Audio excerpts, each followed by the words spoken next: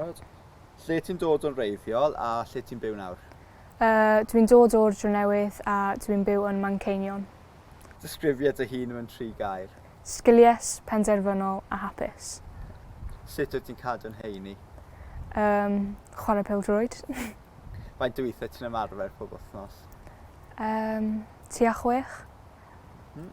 Beth ti'n neud i ymlacio? Dwi'n hoffi mynd am dro gyda'r ci. Pa taip o ci bydd yw enw'r ci? Enw'r ci yw Molly a mae'n Jack Russell. Beth yw dy hoff lyfr a pham? Hoff lyfr fi yw Carrie Jones. Nes i darllen o pan o'n i'n iau a jyst byth yn anghofio'r stori. Ble yw dy hoff le yng Nghymru a pham?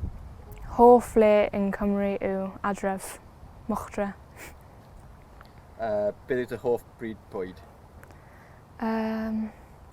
Hoff bwyd fi yw cinio roast. Grefi? Wrth gwrs. Pwy ti'n edmygu yn y byd chwaraeon a pham? Cristiano Ronaldo, just gwaith galed o pan nes o cyrraedd Manchester United. A beth yw dy beithion ar gyfer tîm cenedlaethol Cymru? Gobeithio'n byddwn ni'n cyrraedd y World Cup, Cwpan y Byd.